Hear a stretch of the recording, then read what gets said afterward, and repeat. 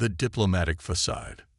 The Grand Council chamber of the Galactic hegemony stretched impossibly wide, its vaulted ceiling adorned with the emblems of 100 spacefaring civilizations. Ambassador Kai Chen of Earth stood at the podium, dwarfed by the massive holographic displays and the towering alien representatives that surrounded him. Despite his insignificant stature among these ancient species, Kai maintained perfect composure. The Sol system respectfully requests the hegemony's intervention regarding the ongoing border incursions by foreign vessels. Kai stated, his voice firm despite the dismissive murmurs that rippled through the chamber. We have documented 73 violations in the past Earth Standard Month alone.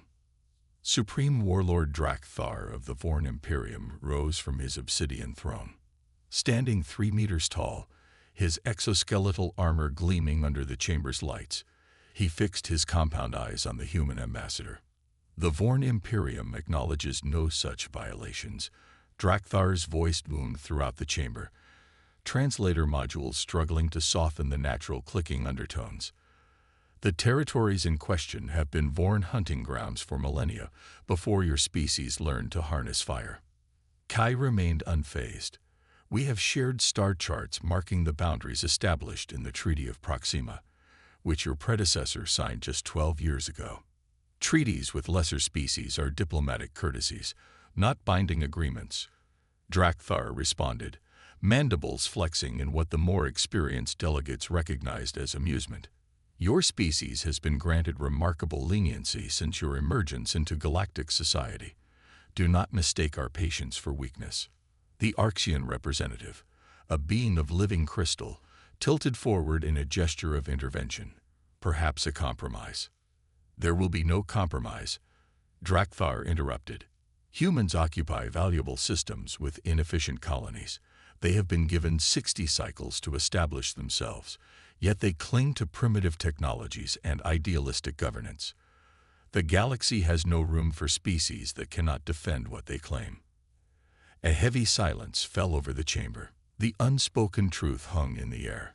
By hegemony standards, Earth was indeed technologically primitive. Lacking the antimatter drives, quantum shields, and gravitational weapons that defined galactic warfare, humanity survived on diplomatic goodwill alone. Kai's expression never changed. I understand your position, Supreme Warlord. I am authorized to inform the Council that continued violations of our sovereign territory will be considered acts of war. Earth will respond accordingly. Laughter, or the various biological equivalents, erupted from multiple delegations. Even the typically stoic Medusan ambassador's tentacles rippled in amusement. Drak-Thar leaned forward, towering over the human.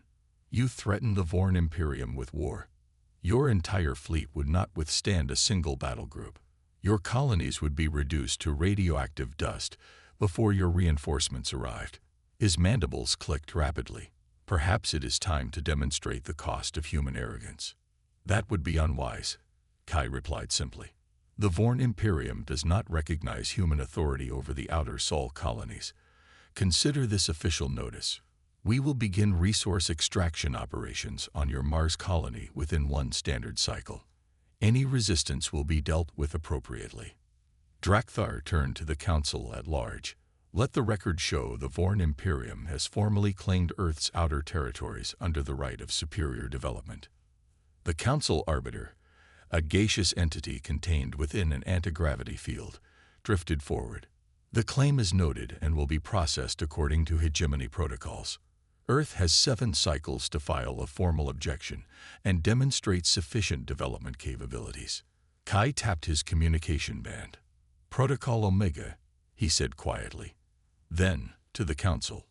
Earth objects immediately and withdraws from these proceedings. We will handle this matter directly. As Kai turned to leave, Drak-Thar called after him. Running home to prepare your surrender. Wise decision, human. Kai paused at the chamber door. No, Supreme Warlord. I'm simply following procedure. Earth has extended every diplomatic courtesy possible. We hoped cooperation would prevail over conflict. He looked back at the assembled delegates. Remember that what follows was your choice, not ours. 3 days later, a Vorn extraction fleet approached Mars. 50 warships, each bristling with weapons that could crack a planet's crust, moved into orbit around the red planet. The Mars colony, home to 7 million humans, had minimal defensive capabilities, a few outdated shield generators, and point defense turrets meant to protect against meteorites, not military assault. Admiral Grenvoth of the Vorn fleet opened a communication channel to the colony. Attention human settlement. This planet is now under Vorn authority. Evacuate designated extraction zones immediately. Resistance will result in summary execution. The response came not from Mars, but from Earth. A simple text message. Protocol Omega activated. Last warning. Grenvoth dismissed it with a gesture. Commence landing operations. The first Vorn transport had barely entered Mars' atmosphere when it happened. Across the entire planet, what had appeared to be ordinary terrain features, mountains, craters, polar ice, began to shift. Massive structures emerged from beneath the Martian surface, rising with impossible speed. What trickery is this? Grenvoth demanded, mandibles clicking furiously as his tactical display erupted with warnings. Before his officers could respond, beams of concentrated energy lanced upward from the revealed installations. The first volley alone destroyed 12 Vorn warships, their much-vaunted quantum shields collapsing instantly against weapons technology the Vorn had never encountered. Impossible. Grenvoth slammed his armored fist against his command console. Humans don't possess this level of technology. A holographic projection appeared on the bridge. Ambassador Kai Chen stood with his hands clasped behind his back. Admiral, you were warned. These installations are merely a fraction of Earth's defensive capabilities we chose not to display until necessary. This deception violates hegemony protocols. Grenvoth snarled. No, Admiral. The hegemony requires disclosure of offensive capabilities. Earth has never hidden weapons among the stars. We simply protected our own worlds. Kai's expression hardened. You have 30 minutes to withdraw your remaining vessels before we demonstrate our offensive capabilities. Grenvoth's compound eyes narrowed. The Vorn Imperium does not retreat. Then the Vorn Imperium will learn a costly lesson today. Precisely 30 minutes later, objects began rising from Earth's oceans. What alien observers had long assumed were simply deep-sea geological formations revealed themselves as massive launch platforms. From these platforms emerged vessels unlike anything the galaxy had seen. Sleek, unmarked ships that moved with impossible speed, seemingly unbound by conventional physics. They reached Mars in minutes, not the hours such a journey should have required. The human vessels, outnumbered 2-1, engaged the Vorn fleet without hesitation. What followed wasn't a battle but a slaughter. Vorn warships, the terror of a dozen star systems, found their weapons ineffective against the human defenses. One by one, they fell silent or erupted in spectacular explosions. Only Admiral Grenvoth's command ship remained intact, deliberately spared. Ambassador K's hologram reappeared on the Vorn bridge. Admiral, you will return to your territory and deliver a message to Supreme Warlord Drakthar. Earth has never been defenseless. We chose peace not from weakness but from principle.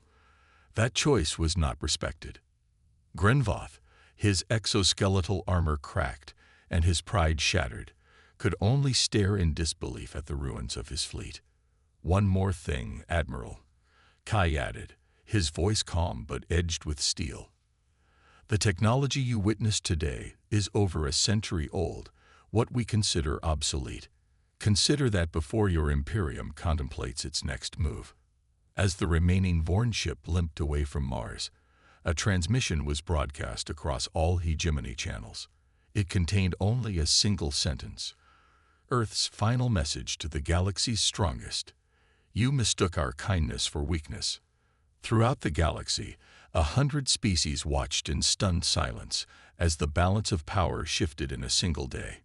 Humanity, it seemed, had been hiding in plain sight all along. The unveiled power. The emergency session of the Galactic Hegemony Council descended into chaos. Delegates shouted over one another, demanding explanations, threatening sanctions, or pleading for calm. At the center of the storm stood Ambassador Kai Chen, unflinching in the face of the galaxy's collective outrage and fear. "Order," demanded the Council Arbiter, the gaseous entity's containment field flashing vibrant colors to signal its authority. "The human representative will explain Earth's deception." Kai stepped forward. "There was no deception. Earth never claimed to be defenseless. You simply assumed we were. We integrated peacefully, followed your laws, and wished only for mutually beneficial relations." The representative from the Mechanoid Collective, a being of intricate circuitry and gleaming metal, raised an articulated limb. "Analysis indicates human technological advancement is at minimum 400 cycles beyond previously demonstrated capabilities. This development timeline is statistically impossible." "Your analysis is based on incomplete data," Kai replied. The Archean crystalline entity chimed in, its facets refracting light in patterns that conveyed deep concern. "The Treaty of Galactic Inclusion requires full disclosure of military capabilities upon joining the hegemony. Earth signed this treaty 70 Earth years ago, and we disclosed our active military capabilities at that time," Kai countered. "What you witnessed at Mars were defensive systems, installed after treaty ratification." Supreme Warlord Drakthar, his pride wounded but his authority undiminished, rose from his obsidian throne. "The human lies. No species developed such technology in mere decades. The Vorn Imperium demands a full investigation of Earth's colonies and immediate disarmament." Kai's expression hardened slightly. "The Vorn Imperium has forfeited any right to make demands after its unprovoked attack on our Mars colony. Furthermore, we reject any investigation of our sovereign territories." "Then you stand in violation of hegemony law," Drakthar declared triumphantly. "No," Kai replied, his voice carrying a quiet certainty that silenced the chamber. "As of this moment, Earth formally withdraws from the galactic hegemony." The announcement landed like a physical blow. No species had voluntarily left the hegemony in thousands of years. The implied threat, that humanity no longer needed the protection or resources of galactic civilization, was unmistakable. The Arbiter drifted forward. "This is unprecedented. Withdrawal requires a transition period of at least 30 cycles to." "We are withdrawing immediately," Kai interrupted. "Earth honors all existing trade agreements with peaceful species, but will no longer recognize hegemony authority in human space. This is tantamount to declaration of war against the entire galactic community." Drakthar thundered. Kai turned to face the Vorn leader directly.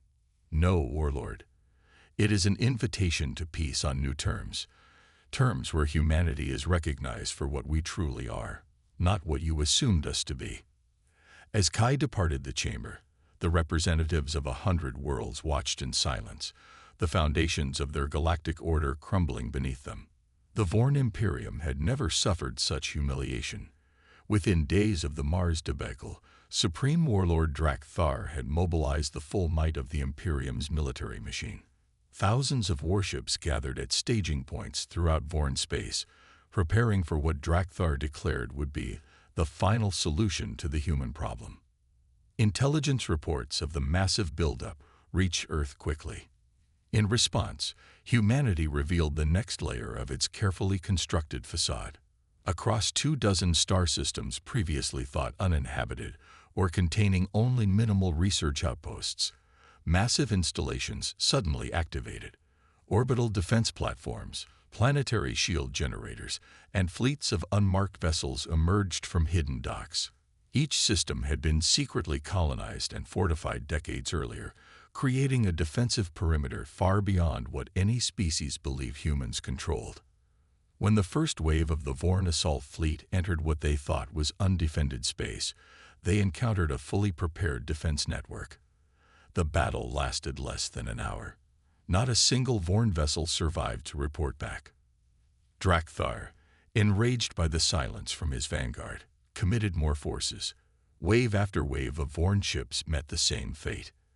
After the third devastating defeat, Other members of the Vorn High Command began questioning their Supreme Warlord's strategy. Fleet Commander Zach Vorn, the most decorated military leader in the Imperium's thousand-year history, finally spoke against his superior. Supreme Warlord, we have lost nearly 30% of our total military strength with nothing to show for it. We must reassess. Cowardice. Drakthar raged. The humans are using trickery, not superior force. One final assault with our remaining fleets will break them. With respect, Zach Vorn persisted. Our intelligence division has compiled new data on human history that gives me pause. The intelligence report was troubling. Archaeological evidence suggested human civilization was far older than previously believed. Furthermore, historical analysis of Earth's development showed a pattern. Periods of rapid advancement followed by apparent stagnation, repeated throughout their recorded history. They've been hiding their capabilities from themselves, Zach Vorn explained. Each time their technology reached a certain threshold, some faction would sequester advanced systems, maintaining a carefully curated public face while developing in secret. Before Drakthar could dismiss these findings, the Imperium's central communication system activated without authorization. On every screen throughout Vorn space appeared a human, not Ambassador Kai, but an older woman with steel-gray hair and eyes that held the weight of centuries. I am Admiral Helena Frost, Supreme Commander of Earth's Defense Forces, she began. For millennia, humanity has observed the galaxy. We watched empires rise and fall. We saw species achieve spaceflight, only to be conquered or assimilated when they ventured beyond their home systems. Admiral Frost's expression remained impassive. 3,000 years ago, humanity made a choice. We would advance in secret, hiding our true capabilities until we could emerge from our cradle as equals, not subjects. The mask we wore was for your benefit as much as ours. Drakthar snarled wordlessly at the screen. Your assault fleets have been neutralized, Frost continued. Their crews have been taken into custody and will be returned unharmed once hostilities cease. This is your final opportunity to avoid further conflict. The transmission ended abruptly. In its place appeared a real-time strategic display showing thousands of human vessels emerging throughout the galaxy, from asteroid fields, gas giant atmospheres, and even from what had appeared to be barren moons. Earth's hidden armada was finally revealing itself, and its scale was beyond anything the Vorn had imagined possible. Faced with irrefutable evidence of humanity's overwhelming force, the Vorn High Command acted decisively. Supreme Warlord Drakthar was removed from power, and Fleet Commander Zach Vorn assumed emergency authority. His first act was to open direct communication with Earth. 1 month later, representatives from every spacefaring species gathered not in the Hegemony Council chamber, but in a massive transparent dome on Luna, Earth's moon. They came not as members of a ruling council, but as equals at a new table. Ambassador Kai Chen stood before them, but now his role had changed. He was no longer seeking recognition, he was offering terms. Earth's message to the galaxy remains constant, he began. We desire peace, cooperation, and mutual advancement. The deception we maintained was regrettable but necessary in a galaxy where power alone commanded respect. The former hegemony species listened in silence, still processing the fundamental shift in galactic politics. The Vorn delegation, now led by Zach Vorn, sat with uncharacteristic humility. Humanity proposes a new coalition, Kai continued. Not a hegemony ruled by the strongest, but an alliance of equals. Every species, regardless of technological advancement, will have equal standing. Knowledge will be shared, not hoarded. Defense will be collective, not competitive. One by one, species that had suffered under Vorn domination or hegemony politics signaled their agreement. Even former oppressors found the terms surprisingly generous. There would be no retribution, only a new beginning. When the last delegation had spoken, Kai activated a holographic display showing a vast stellar map. For centuries, we have detected signals from beyond the galaxy's edge. evidence of civilizations far more advanced than any present here. Some appear peaceful, others decidedly not. The assembled representatives stirred uneasily. Humanity has been preparing not just for recognition among you, but for what awaits us all beyond our galaxy. We can face these challenges together or perish separately. Zach Vorn, speaking for the humbled Vorn Imperium, rose to his full height. The Vorn misjudged humanity. We mistook your restraint for weakness, your patience for fear. Today, we acknowledge you as equals, perhaps even as leaders. Kai shook his head. Not leaders, partners. The age of empires is ending. The age of cooperation begins today. As the Luna Accords were signed, a message was broadcast throughout human space and beyond. From Earth to the stars, our kindness was never weakness. It was always our greatest strength. The galaxy would never be the same again. Would you like me to continue with additional content, or make any adjustments to the story?